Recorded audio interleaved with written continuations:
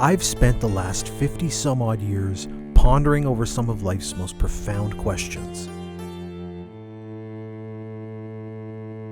What hidden truths lay buried beneath the surface? Just how much of reality do our five senses really show us? Does death have to be the end?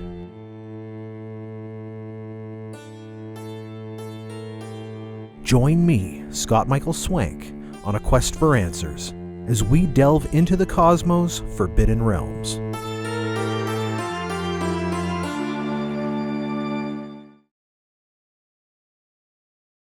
For thousands of years, humanity has shared stories about mental possession.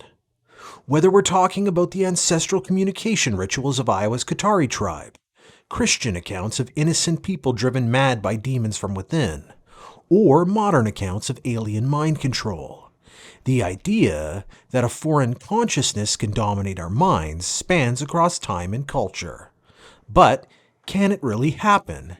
Can an outside entity really penetrate and subjugate our minds?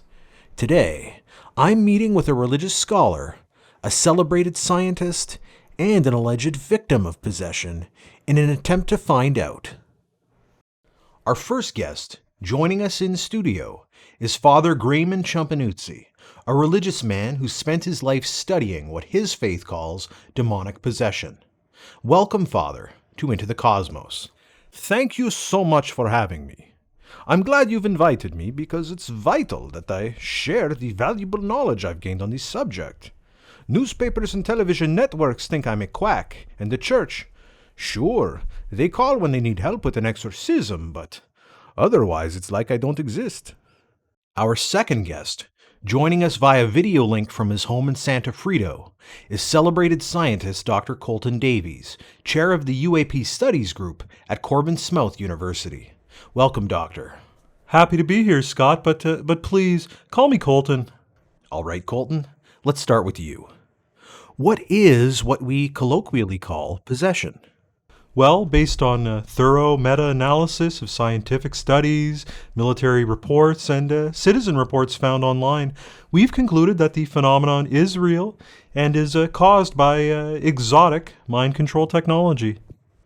To be clear, by exotic you mean alien.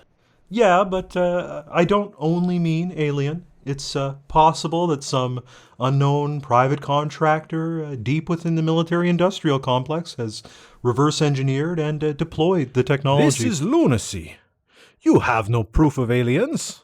While I could easily prove that statement false, that's not the topic of today's discussion. Father, what do you think possession is? Simple. Poritius 24x states that he who lacks the will to resist sin shall have his mind made a nest of demons. Right, some non-religious folks believe something similar.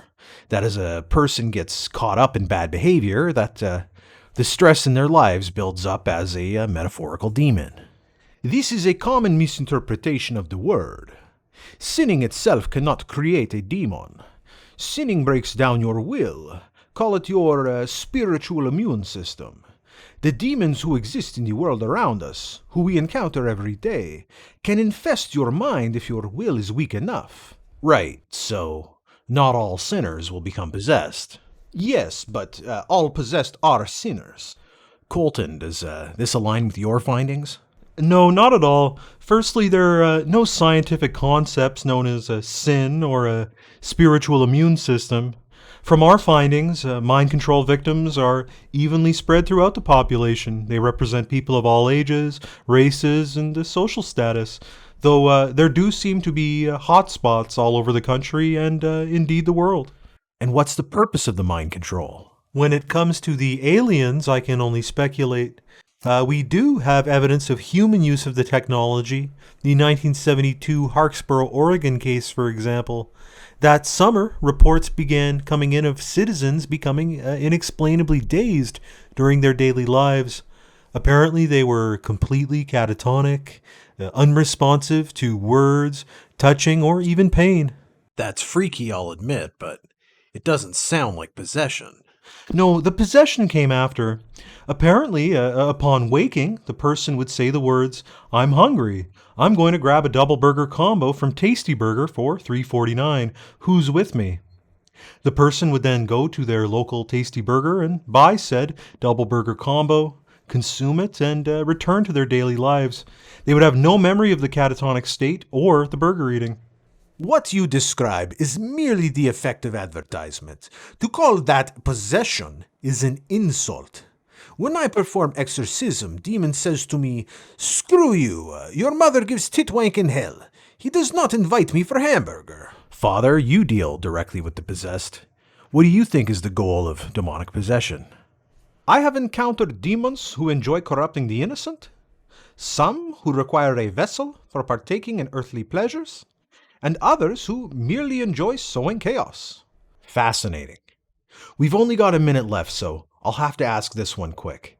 Colton, what can the viewers at home do to protect themselves from possession? Unfortunately, there's nothing that I know of that they can do. Not even a bunker or a Faraday cage will protect you from this technology. I was afraid you'd say that. Father, the demon cannot penetrate your mind so long as you are free of sin. A simple task for anyone, I'm sure. Father Chumpanuzzi, Dr. Davies, thank you both for joining me today. Joining me today is Shelly Belchman and her husband Paul, sharing with us their personal tale of possession. I'll start by asking you, Paul, when did you first notice that something wasn't right with Shelly? I first noticed something around the time the movie Magic Mike came out. Shelly rented the DVD and was completely transfixed. On more nights than I'd like to admit, I'd come home late from work, and I'd find Shelly staring at Charlie Tatum on the damn TV again. I was completely hypnotized. It's a pretty good movie, I'll admit, but nothing to obsess over. No, the pull was supernatural. Something horrible was inside of me, violating me. It needed to see those abs. I tried my hardest to snap her out of it. I stopped eating so many chips. I worked out a few times. Nothing worked. I kept telling myself it's just a phase, you know. But when summertime came and we started going to the beach, that's when things really got out of hand. I'd imagine the beach is a real smorgasbord for an ab-seeking mental parasite. The abs were all around me in 3D HD. I was going to the beach every day. Every day. Dishes and laundry were piling up. The kids went unbathed. We hadn't had an intimate encounter in months. By that point, the entity was speaking to me directly. It told me to do things I'd normally never consider doing. It told me to touch the abs. It told me to touch myself. I'll stop you there before you get into too much detail. This is a family show, after all. Let's just say that the entity had filled me. Completely filled me with lust. I thought I'd end up a cuckold for sure. Thankfully, Shaman Eric saw me on the beach one day and recognized what was happening. Shaman Eric? Yes, he's a practitioner of Lithuanian voodoo. He approached me and said, "I know what demon lives inside of you. Come with me and I'll excise that demon." Something deep in my heart told me I could trust this man, so I followed him to his hotel room. He made me an herbal tonic, told me to drink it, and that I'd be fine in the morning. I've used some Lithuanian voodoo remedies in the past myself. They're not playing around. You're not kidding. It was so strong that it knocked me out. I do remember gaining consciousness at one point because the tension inside was higher than it had ever been before. I was screaming. And then, relief. I woke up the next morning and Shaman Eric drove me home. Haven't looked at an ab since. I'm sure the viewers at home feel as I do, that we're very fortunate to have good Samaritans in this world like Shaman Eric. I know I am. He saved our marriage, and he didn't even charge a dime. Incredible. Shaman Eric, if you're watching, I'd love to have you on the show. Anyway, Shelly, do you think that whatever possessed you entered you by way of the movie Magic Mike? There's no way to say. I know plenty of women who've seen the movie and come out unscathed. The entity may have been deep inside of me the whole time, only awoken by that orgy of sin masquerading as a movie. Either way, watching it nearly cost me my marriage. I've thrown out my DVD and I won't be watching it again. No, I know I won't be, and I doubt the viewers will be either. Shelly, Paul, thanks for being so brave and sharing your story with us today. You've now heard from a religious scholar, scientist, and victim on the topic of possession. Is it real? I'll let you decide for yourself. I'm Scott Michael Swank. Join me next time as we delve into the cosmos' forbidden realms.